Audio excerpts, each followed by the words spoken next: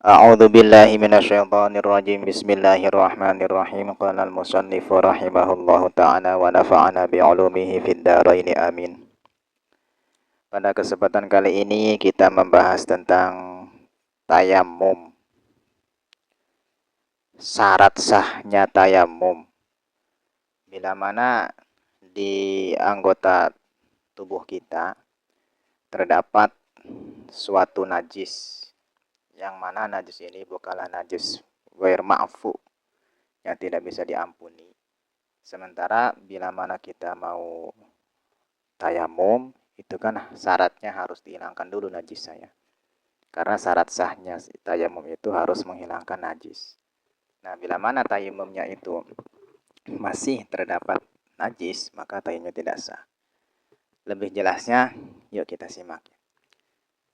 Bismillahirrahmanirrahim. Mas'alatun bi shin. Izalatun najasati 'anil badani syartun li sihhati tayammumi. Menghilangkan najis dari badan itu syarat daripada sahnya tayamum. Kalau kita ingin sah tayamumnya, syaratnya harus hilangkan dulu najisnya yang ada di badan kita. Misalkan terdapat najis. Kalau istihad di fil kiblati, seperti mana kita istihad untuk melaksanakan sholat menghadap kiblat.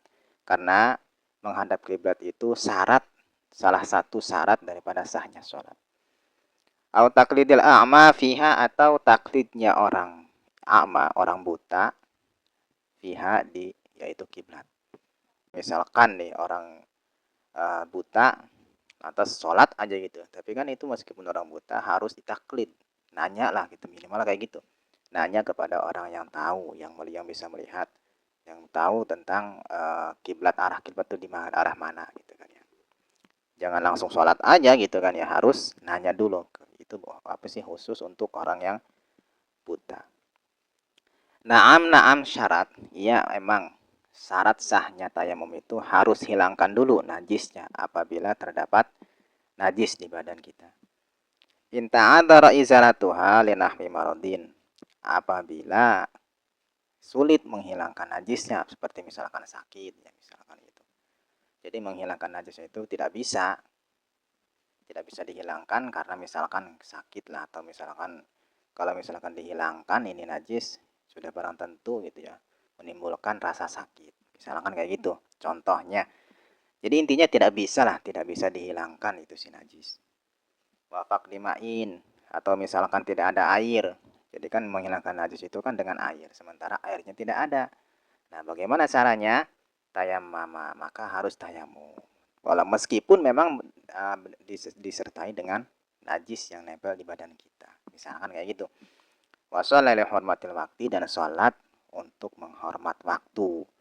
Gitu ya. Waqada, dan setelah suatu sholat, misalkan setelah beres sholat ada air, menemukan air. Nah, itu air apa untuk menghilangkan najis, terus dikodok sholatnya.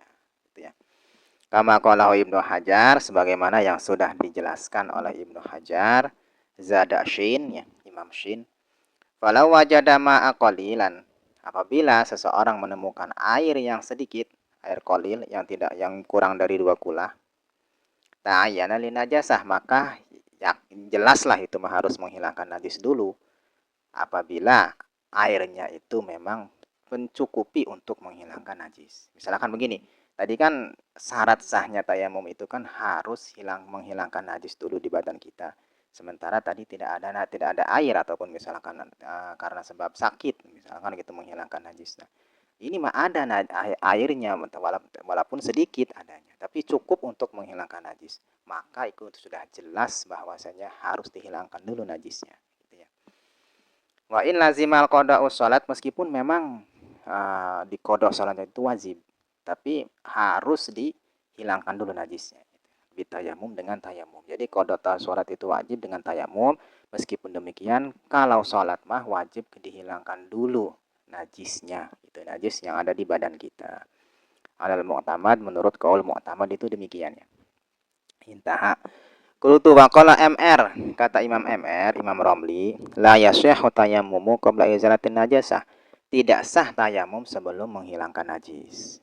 Jadi kalau misalkan di badan kita ada najis, gitu ya, tayamumnya itu tidak sah sebelum dihilangkan dulu najisnya. Ail ghairil ma'fu anhu, artinya najis yang tidak dima'fu, yang tidak diampuni. Wa in ta'adzaras izalatuha, meskipun memang sulit untuk menghilangkan najisnya karena memang misalkan ya najisnya itu membutuhkan air sementara airnya tidak ada gitu kan. Maka ya tetap tayamum itu tidak sah bila mana membawa najis. Bal yusolli hina idin, bahkan harus sholat. Jadi tetap sholat gitu ya. Meskipun memang sulit menghilangkannya, tayamum tetap tidak sah karena membawa najis, karena ada najisnya. Tapi sholat ya tetap sholat. Apa sholatnya? Hina idin lihormatil wakti. Sholatnya itu lihormatil wakti. Tayamumnya tidak sah karena membawa najis, tapi sholatnya harus memang sholat harus dilaksanakan. Meskipun itu sholatnya termasuk hukumnya lihormatil syahri, lihormatil waktu, itu masuknya itu lihormatil waktu sholatnya karena tayamumnya tidak sah gitu ya. Wa nukila fil i'ab, kata ya Imam, ya kata pendapat di dalam kitab i'ab dari Imam Raimi wa ghairihi dan lainnya, anna mahal istirat bi ijratin najasah litayamum, bahwasanya tempat menjadikan syaratnya hilangnya najis itu litayamum, karena tayamum itu karena sebab seumpama sholat.